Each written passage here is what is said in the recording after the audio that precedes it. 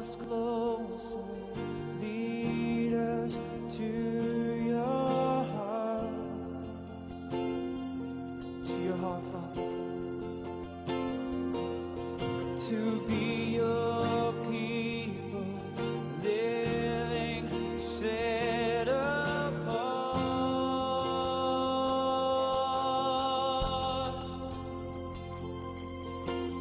You are holy, you are righteous, worthy of all praise. And you are awesome, strong and mighty, Yahweh, this place. Hi, and welcome to Passion for Truth Ministries. I'm Jim Staley. Today we have an exciting subject. I get an enormous amount of emails and a lot of phone calls, and people have been asking me to do this teaching for 6 years now plus. So every year I say I'm going to get around and do this teaching, but this is the year to teach on the Sabbath. So for whatever reason, the Lord is having me do this, and I'm excited about it. We're going to work through a lot of scriptures.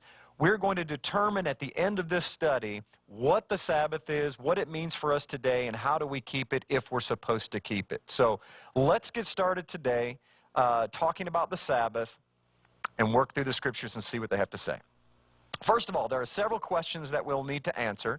Number one is, does God even care? Does he care about the Sabbath whatsoever? Number two, who is it given to? Number three, why was it given, and how long was it to be given for? We'll also be talking about several myths about the Sabbath. Number one, what is the prophetic symbolism? We'll also be talking about that. Why don't we keep the Sabbath of the Bible today, and was it really changed? And then if it is for today, how do we keep it? I know that many of you will be thinking to yourself, you already have, some of you Bible students already have verses in your head in the New Testament that you're familiar with that seem to say that the Sabbath is done away with, that we don't have to keep it, that it's not relevant for today, that it was only for the Old Testament or for the New Testament Jews. So I'm going to bring these up right away so you know that we're actually going to cover every single one of those. So if we could go back to the screen, one of the ones we're going to cover is Colossians chapter 2, verse 16 says, "Let no one judge you for food or drink, new moons or Sabbath." We're going to talk about that. Romans 14:6 we'll talk about, "Whoever observes the day, observes it for the Lord." 1 Corinthians 16:1 we'll talk about, where Paul takes up a collection for the saints in Jerusalem on the first day of the week. And in Acts chapter 20, verse 7, where Paul's preaching on the first day of the week. A couple other ones we'll be talking about is Revelation 1:10, when John had a vision on, quote, the Lord's Day. We'll find out exactly what the Lord's Day is, and is it referring to Sunday. And then also, lastly, Galatians 4, where Paul talks about not going back to the elementary principles of the world. So what we want to talk about is we're going to find out, first of all, does God even care about the Sabbath whatsoever? So before we can go any further, it's a relevant question to answer, because if he doesn't care, if the creator of the universe, Yahweh, does not care about the Sabbath, then we don't need to go any further in our study. So we're going to determine that right up front. He says in Exodus chapter 20, verse 11, he says, "For in 6 days Yahweh made heaven and earth." And every time you see L-O-R-D in capital letters in your Bible, that is the actual tetragrammaton, or the Hebrew proper name for Yahweh, Yod-He-Vav-He. So you'll hear me say Yahweh whenever we read L-O-R-D, because that's what it actually says in the Hebrew. "For in 6 days Yahweh made heaven and earth, the sea and all that's in them, and rested the seventh day. Wherefore Yahweh blessed the seventh day," or the Sabbath day, "and hallowed it." So one of the very first things that we're going to be talking about, if he says, to answer the question, does he care, is right here in Exodus, we find that he gives a commandment. So it's really almost a silly question, although we're going to work through it, we're going to get the answer to it. To ask the question, does he care about something that he said is a commandment, is like me telling one of my 5 daughters to clean your room on Thursday night and have them ask, well, does Daddy really even care if we clean it at all? And so I want to propose and submit that to you, that really even asking the question is really a strange question, because he's the potter, we are the clay. if he says to do something, then we should do it and not ask why or if he really meant it. Because ultimately, isn't that what the enemy said in the garden? The serpent said, he didn't really mean for you to do that. You won't really die. There's always asking the question. But for the sake of argument, we're going to work through this. Back to the beginning. Acts chapter 3, verse 20 says this, and that he may send Yeshua the Messiah, what's his Hebrew name is Yeshua, who was preached to you before, whom heaven must receive until the times of restoration of all things, which God has spoken by the mouth of his holy prophets since the world began. And at what point on the timeline do you think he'll be restoring all things? Because listen, we have a very Greek mentality. We have a timeline that starts over here and ends over here. And so when we have to ask the question, when we come to Acts chapter 3, verse 20, when it says that at the end of time, he's going to restore all things. Well, at what point on this timeline is he going to restore all things? Is it going to be in the 21st century, sometime in the 21st century, sometime in the 20th century? Is he going to restore it to the times of the first century? Or is he going to restore it all the way back to when he said it was very good? Let's keep asking some serious questions here. Number one, can we agree that when our Creator made the heavens and the earth, that there were no flaws and that he made all things perfect? Number two, can we agree that everything that he made in the garden was perfect and he never intended or desired for anything to change for all eternity? And number three, would you agree with me that if Adam had not sinned, everything that was said to be very good would still be perfect and unchanged? Number four, would you agree with me that in the beginning all things were perfect, as we just established? Then Adam sinned, sent the world into a tailspin of constant groaning and imperfection. It says the whole world is groaning. But at some point in the future, when the Messiah comes back, he will restore all things back to the original state of perfection. And so we are going to answer these very serious questions because ultimately we all deserve that these questions to be asked and for every single one of them to be answered. If we move to Genesis chapter 2, we're going to find out that the motivation of God, the motivation of Yahweh is everything. On the seventh day, God ended his work which he had made. He rested on the seventh day from all his work which he had made. And God blessed the seventh day and sanctified it, because that in it he had rested from all his work which God created and made. And this is Genesis chapter 2. So not even into the 2 verses into the second chapter of the Bible, we are talking about a verse that is setting something apart. Matter of fact, the Hebrew word for set apart is kadosh, and we'll talk about that in just a minute. So if he set apart the seventh day in the garden when everything was said to be perfect, and it was never his intention for anything to ever change from that perfection, and the scriptures tell us that he is going to restore all things back to the beginning. Think about this. Isn't it logical to assume that the Sabbath on the seventh day was never intended to change? It was never intended to change. If he created Adam and Eve perfect, and he created the earth perfect, and all the animals perfect, and he created the sun, the moon, the stars, and the heavens perfect, and when he finished everything and rested on the seventh day, and he said, I hallow it, I set it apart, I make it completely different than all the rest of the days, I am making it holy, just like he sets us apart and makes us holy from the rest of the world. We're not like the rest of the world. We are set apart, the same exact word that's used in Genesis 2:2. We as believers are that exact same word. We are consecrated and dedicated, sanctified and set apart. And that's what he's doing all the way back in the garden. So the point is this: if he sets it apart in the garden before they sinned, then isn't it very logical to assume that Yahweh's entire intent and desire is for it to never, ever have changed? Let's go back to the restoration of the Sabbath when Yeshua comes back. I mean, let's find out if this is true. If it's true in the garden, it has to be true for all time. In Isaiah 66:22, it says this: For as the new heavens and the new earth, which I will make, shall remain before me, says Yahweh, so shall your seed and your name remain. In verse 23, and it shall come to pass that from one new moon to another, and from one Sabbath to another, shall all flesh come to worship before me, says Yahweh. Now, the reason why this is so critical of a verse in Isaiah 66 is because this is when the Messiah is coming back. This is literally in the Messianic reign. This is the 1,000-year millennial reign of the Messiah. And during the millennial reign of the Messiah, he says right here that from one new moon to another and from one Sabbath to another, all flesh will worship him. So the question is begging, why would he even mention the word Sabbath or Shabbat in Hebrew here if there's no intention of the Sabbath being set apart or being holy?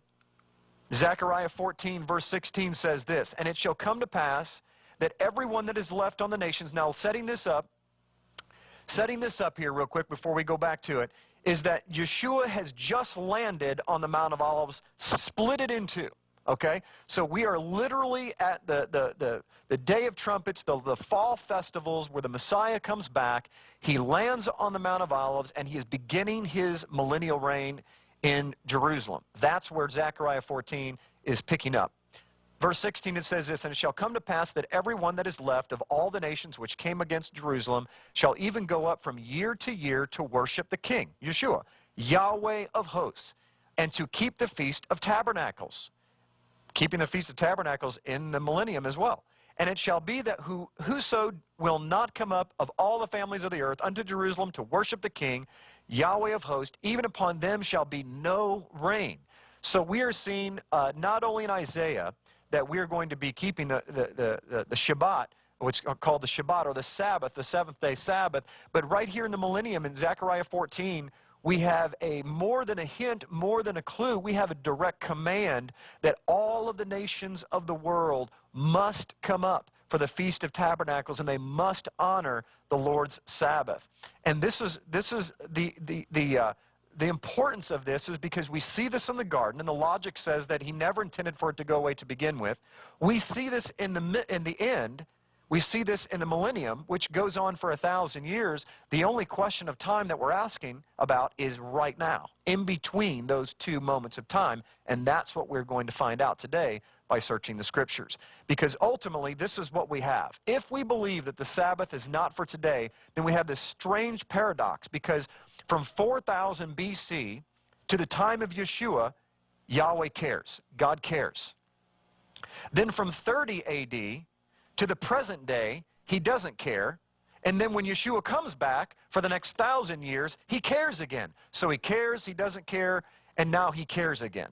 And so we have to determine, is this logical? Is this a logical God that says, I don't change, I will never change. I'm a God who is a jealous God. I want you to worship me and do it my way. And I want you to use faith. And I will give you the faith as I send my Spirit to help you.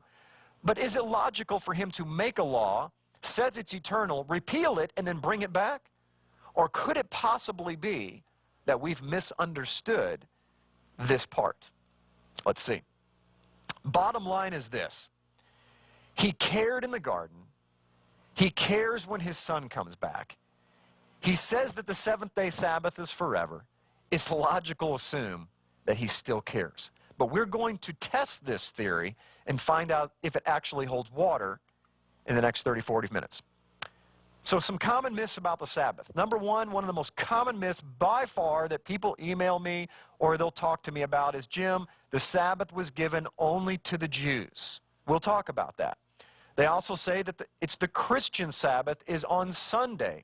The Jewish Sabbath is on Saturday. I just had someone last week, even in my own family, that said, Jim, the Sabbath, the Jewish Sabbath is on Saturday, but the Christian Sabbath is on Sunday. Well, we have a major scriptural problem with that because that's two laws. One for the Jew, one for the Gentile, when we don't have time to go into it, but in Deuteronomy it says that I will have one law for the Jew and the Gentile. One people, one law, one God, one Messiah, one land. Number three, most common myths about the Sabbath is it ended at the cross and was not reestablished in the New Testament. Number four, Paul taught against the Sabbath. we're going to find out whether that's true or not as well. And also, the New Testament church kept the Sabbath on Sunday. And that is very, very common. So let's start off with myth number one. It was only given to the Jews. First of all, we need to determine where did the term Jew even come from. Well, it's very important to understand this before we go any further, because this is probably by far one of the biggest misconceptions of the entire Bible, and I'm going to talk a little bit about it a little bit later, is that there is the Old Testament, which is for the Jews, and the New Testament is for the Christians. Well, it's very important to remember that the word Jew comes from the term Judah, which is the tribe of Judah. And it's also not only the tribe of Judah, but it's also the southern kingdom. You have the northern kingdom, which was called the house of Israel, and the southern kingdom, which was called the house of Judah. Over time, eventually, the house of Judah became known as, the Jews. And so that's why we have Jews today, is because the Jews came back from captivity in for 70 years in Babylon back in 586 BC, where the northern kingdom never came back. They assimilated into the nation. So today, the word Jew can mean Israel, but Israel of the Bible is all 12 tribes. So matter of fact, in that line of thinking, how many tribes of Israel were present at the base of Mount Sinai when the commandments were given?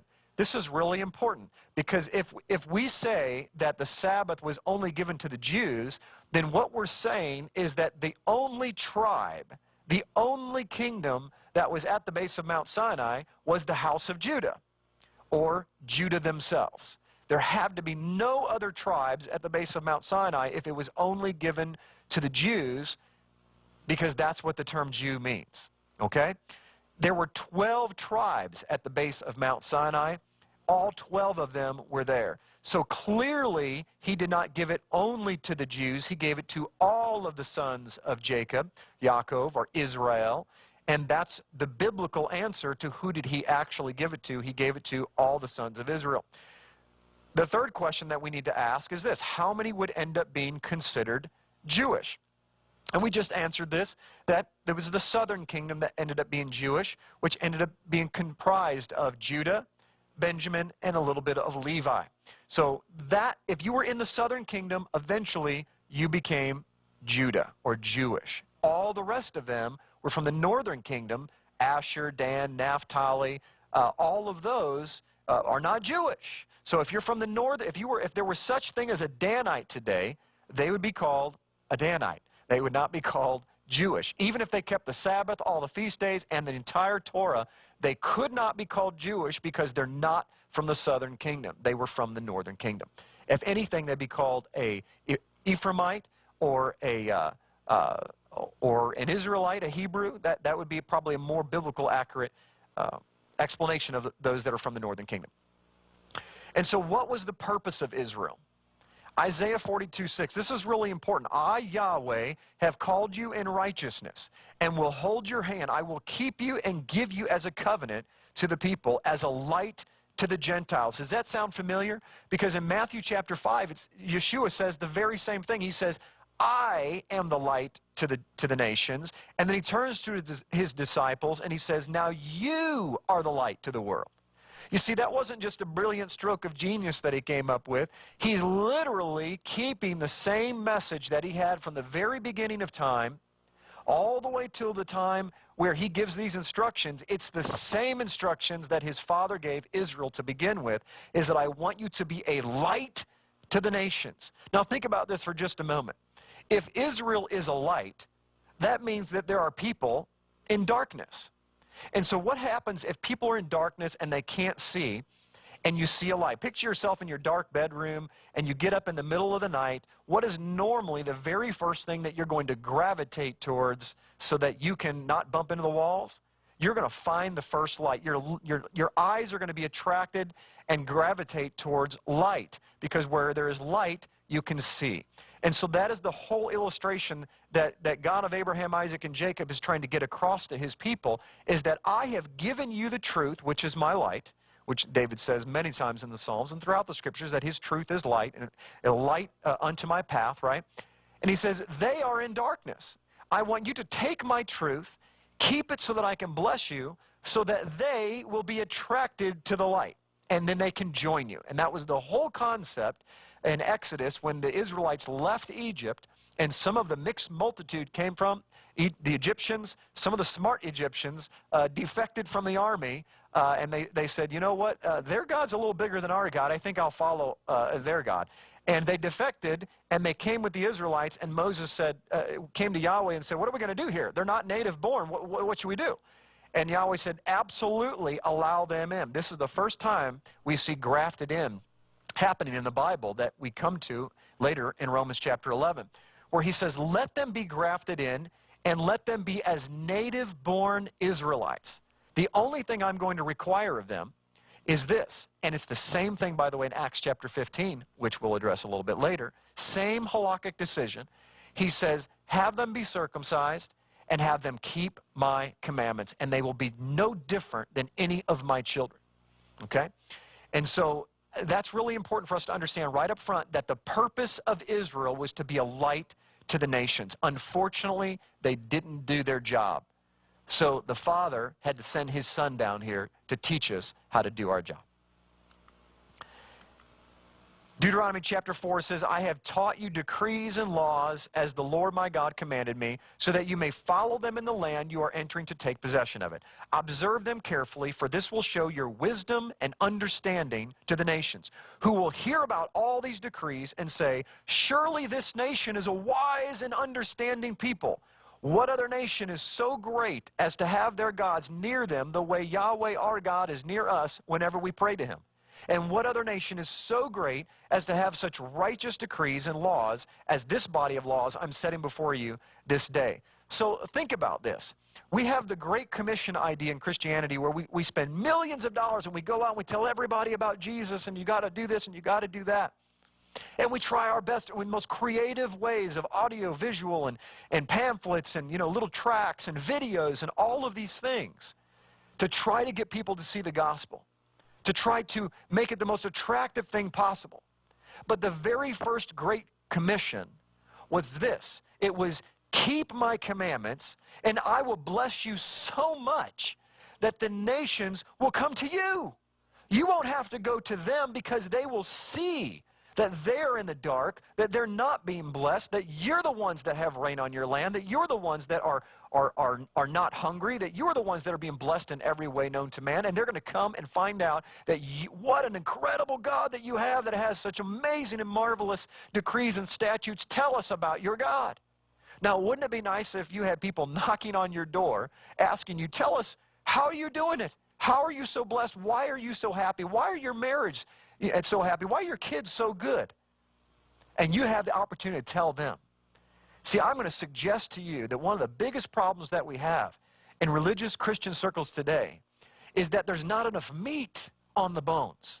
There's not enough of a growth in the garden, if you will. There's not enough life coming out of the life for that people can see the life and desire it. We have so many things that we offer them, and they see right through it, and they see dead bones. They see walking dead people, if you will.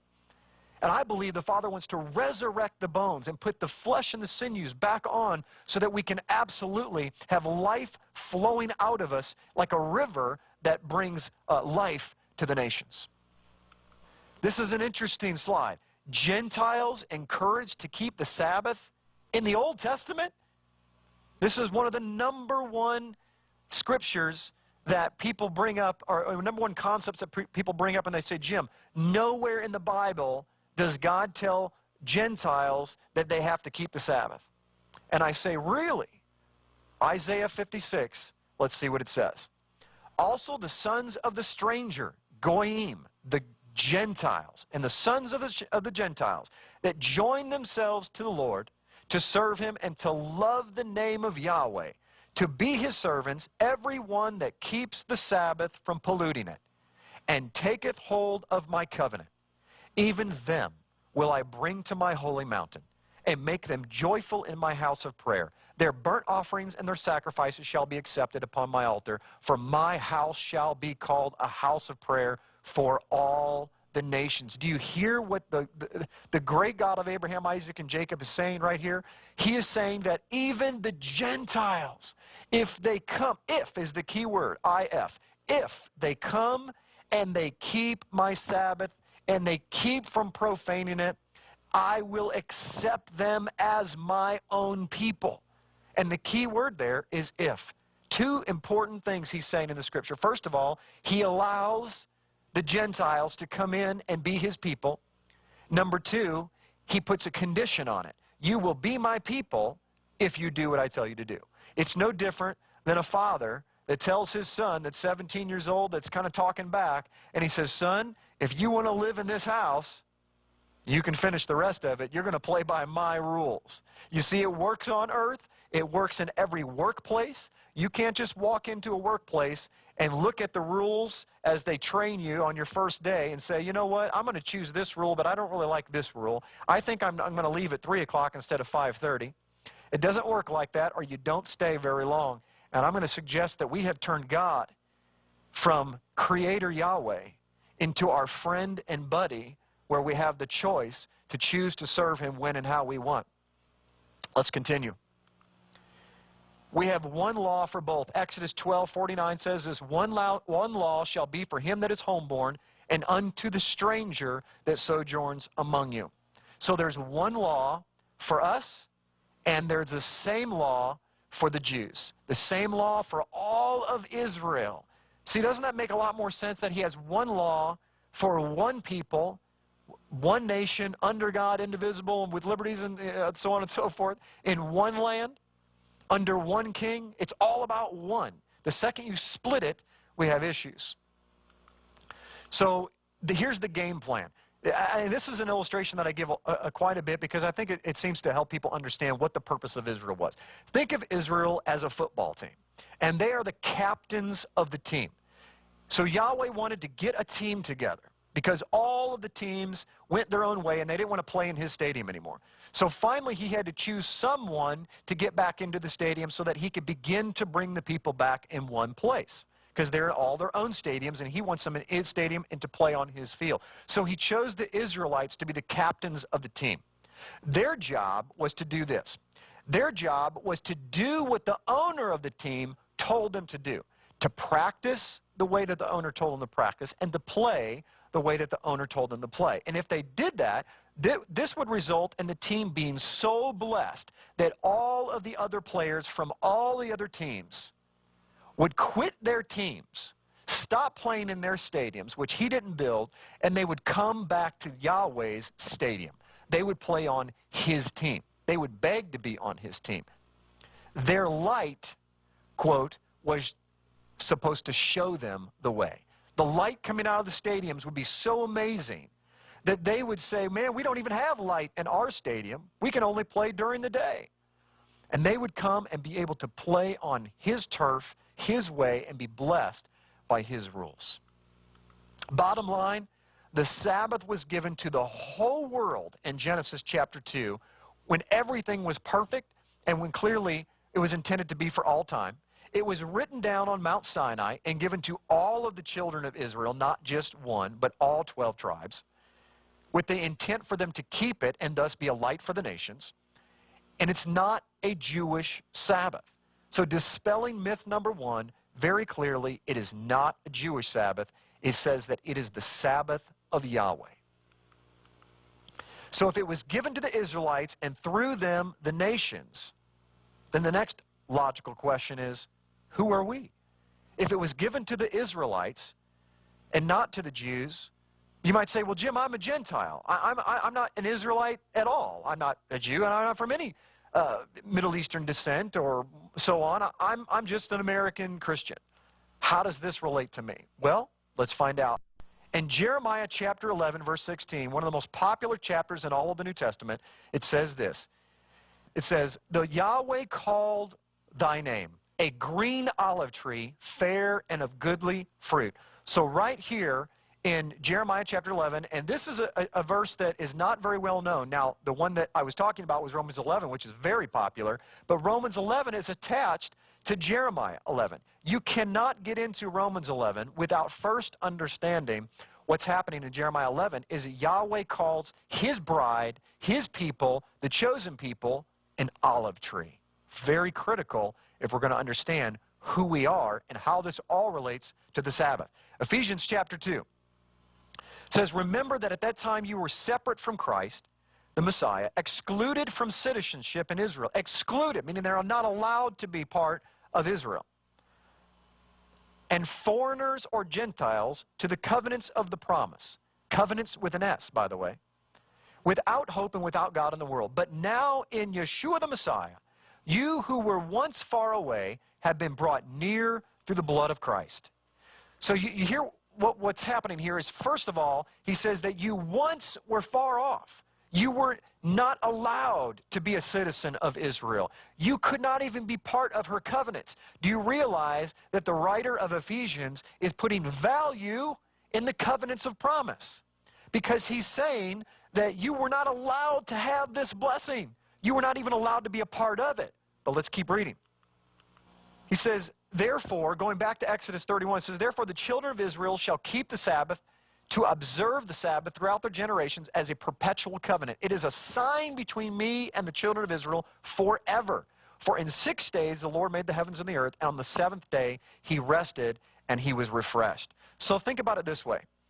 First of all, Jeremiah 11 says that Israel is an olive tree. Ephesians 2 says, you who were once far off have now been brought near, and you've been made fellow citizens with the household of God.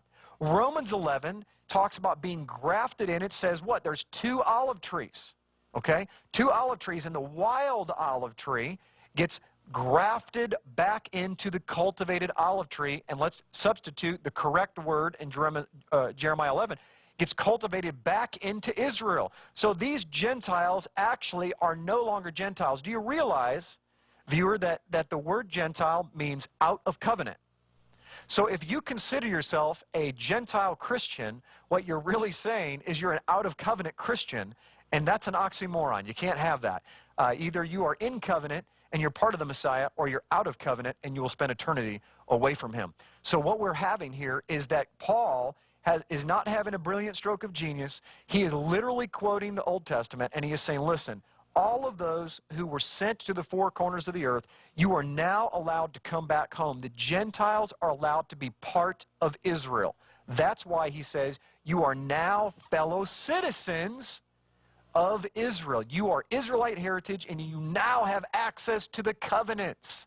He doesn't say covenant as if there's only one covenant called the New Covenant.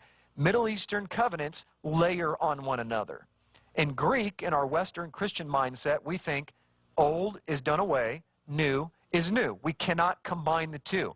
We don't understand how Middle Eastern covenants work. They are transparencies that reveal, they never go away. They simply reveal a bigger part of the picture.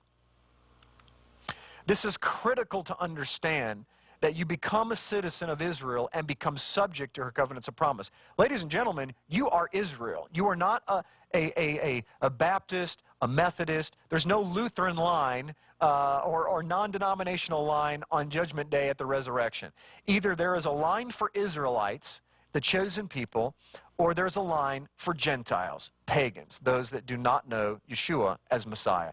It doesn't even matter if you have Jewish blood.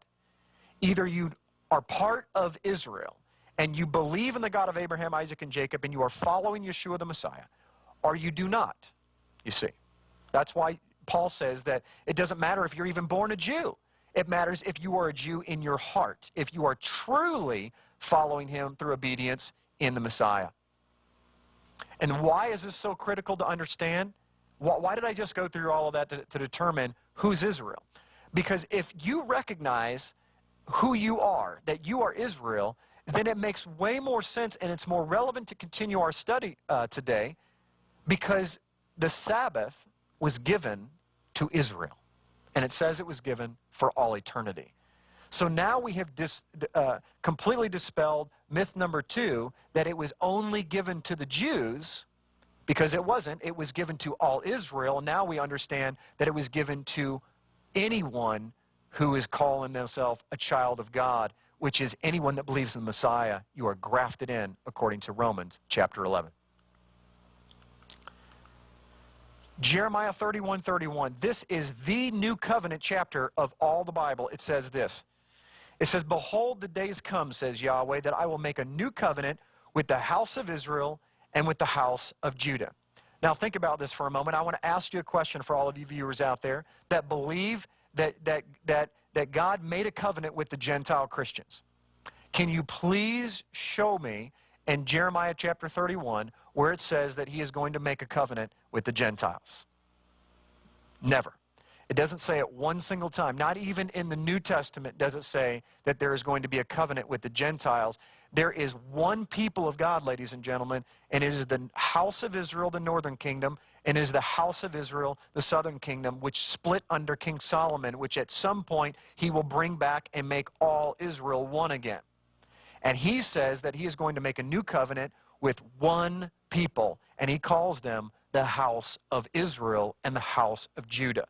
So you must be one of those two kingdoms, or you cannot be in the new covenant. The new covenant is completely illegitimate. It's a moot point for you. If you do not consider yourself Israel, then you have no covenant, there is no new covenant, and there is no blood shed for your sins, and you will die in your sins on Judgment Day. Myth number 2, the Christian Sabbath is Sunday. Well, let's walk right into this. The Roman Emperor Constantine said this about Sunday. On March 7th, 321 AD, he passed his famous national Sunday law, and I quote, "Let all judges and townspeople and occupations of all trades rest on the venerable day of the sun." I could literally go on for several more slides quoting Constantine. He says in other places that if anybody is caught resting on what he calls the Jewish Sabbath, see how it got messed up all the way back then because he's a Gentile and he hated the Jews, that if anyone's caught resting on the Jewish Sabbath, which was Saturday or the seventh day, they would be excommunicated from the church or killed if they didn't stop. The Catholics completely admit the change. Of course, these two old quotations are exactly correct. By the way, this is coming from This Rock, the magazine of Catholic Apologetics, in 1997 says this. Of course, these two old quotations are exactly correct. The Catholic Church designated Sunday as the day for corporate worship and gets full credit or blame for that change.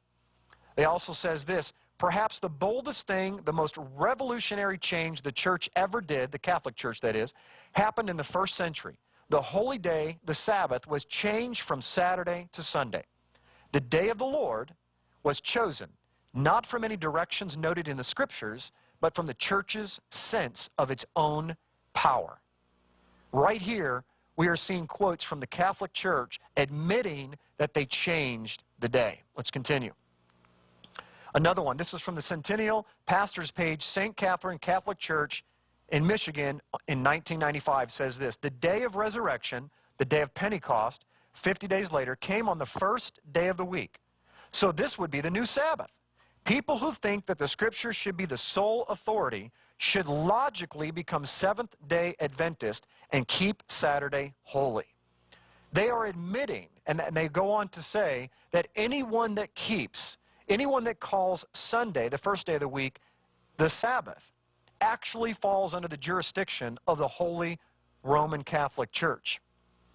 So we see right here that they even admit that the only logical people that are consistent with the Sabbath, if you're going to be called a Sabbatarian, they say that you should be a Seventh-day Adventist. Now, I'm not a Seventh-day Adventist. I'm not advocating that you become a Seventh-day Adventist, but I am advocating that we look heavily into the Scriptures and uncover somebody put drapes over the windows when the light is supposed to be coming in. We need to open it back up and find out what's been concealed this whole time. Did they really change the Sabbath and turn it into Sunday when it used to be on Saturday?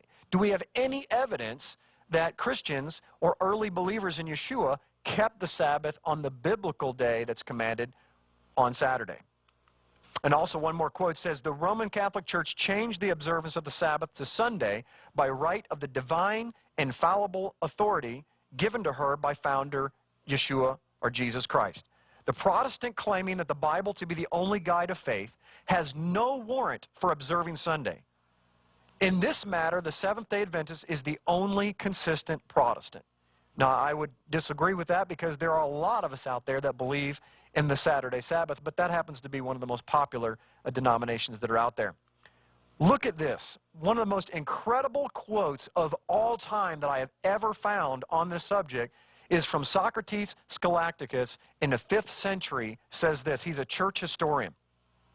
For although almost all churches throughout, did you hear that? All churches throughout the world celebrate the sacred mysteries of the Lord's Supper on the Sabbath every week.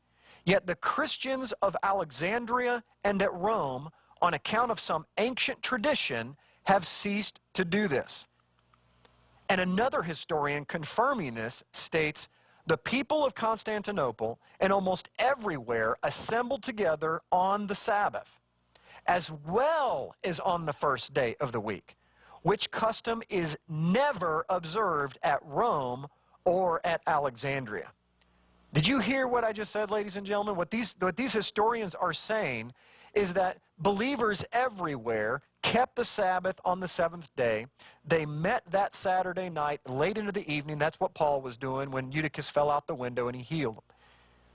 They met on the first day of the week as well sometimes. But nobody in Rome or Alexandria did that. So let me ask you a question that will really drive home my point. Who ended up ruling the world? Rome. It was Rome that made all of the decrees for the rest of mankind, the known world at that time. It was Rome that made these changes. And so that's why we do what we do today is because of the decrees and the changes of the laws that happened so long ago, and we literally have never turned around. We've never audited ourselves. Ladies and gentlemen, we need to audit what we believe because we are human. We're mere men, and you give us enough time and just a little bit off, 1/2 of a degree, 2,000 years becomes hundreds of miles, and that's what we're trying to do here at Passion for Truth Ministries is we're trying to get back to the truth because the truth can only do one thing, and what is that? Set us free. Myth number 3, Yeshua does not tell us to keep the Sabbath. Well, we're going to find out if that's really true. Does Jesus really tell us not to keep the Sabbath? Does he really break the Sabbath? Does his disciples break the Sabbath? Do they keep the Sabbath on the seventh day? And if so, how did they do it? So let's get started. We see this all over the place over the last 10 or 15 years. This has been really popular. WWJD. What would Jesus do? I remember even kids wearing bracelets with that. Shirts that said, what would Jesus do? Posters, banners inside of churches. What would Jesus do? Well, let's ask the question. What would Yeshua actually do? Matter of fact, let's go beyond that. What did he do? What did he do? John 14:15 says this, if you love me, keep my commandments. Yeshua is talking here. If you love me, keep my commandments. Matthew 23:1 says, then Jesus said to the crowds and to his disciples, the teachers of the law and the Pharisees sit in Moses' seat. So before I go any further, let's talk about this. John 14:15 says this. Yeshua is talking. He says, if you love me, you will do exactly what I tell you to do. You will keep my commandments. Now, the question is begging, which commandments? Well, let me ask you a question. If you believe that Jesus is God and he is the Word made flesh that created all of the heavens and the earth, then he wrote them all, ladies and gentlemen. He is the Word. He wrote all of them. He could not have wrote some, and his Father wrote some. He is the Word. He is the Torah made flesh. He is the reason for the season, if you will. And he said, if you love me, you will keep my commandments. Now watch what the next commandment is very carefully. Matthew 23. Then Yeshua said to the crowds and to his disciples, which is you, the teachers of the law and the Pharisees sit in Moses' seat, called the Bema seat. So you must obey them and do everything they tell you, but do not do what they do, for they do not practice what they preach. Well, when I was in Israel, and for those of you that have been there, you've been to some of the ancient synagogues, and what you'll notice is there is a stone seat. It's a stone bench, and it's called the Bema seat or the Moses seat. And every Shabbat, one of the rabbis or one of the people that is part of the local assembly would read the Torah. That was the only thing that you were allowed to do when you sat in that seat, was actually read. You were not allowed to commentate. You were not allowed to give your opinion. You were not allowed to preach. You were not allowed to add or take away from it. You literally only read the law and the prophets. When you stood up from that, you could commentate, you can argue, the rabbis would come together, they would give their opinion of it. That was fine. But when you're sitting in Moses' seat, you are only allowed to literally read the word of Yahweh. So what do we have here? We have first Yeshua saying, if you love me, you'll keep my commandments, and you'll do what I tell you to do. And secondly, what does he tell his disciples to do? To listen and do every single thing the Pharisees tell you to do from that seat. Why? Because when they're sitting in that seat, they're not commentating. They're telling you exactly what my Father told you to do 1,200 years earlier. They're speaking the Torah and the prophets. And Yeshua, in a very clear but indirect way, because most of us as believers do not grow up even knowing what Moses' seat is and the significance of it or what they did when they sat on it, but Yeshua is telling them very directly, I want you to do, hear and do the Torah. He's referring right back to the Shema in Deuteronomy chapter 6. Hear and do. Hear the Lord our God is one. He is Echad. And you are to keep his commandments through faith and write them on your heart. He is making it very clear, and that's why I'm going over this over and over, because I cannot stress the importance of this, that he's telling his disciples to do what the Pharisees say. And what did the Pharisees say? They quote the Torah.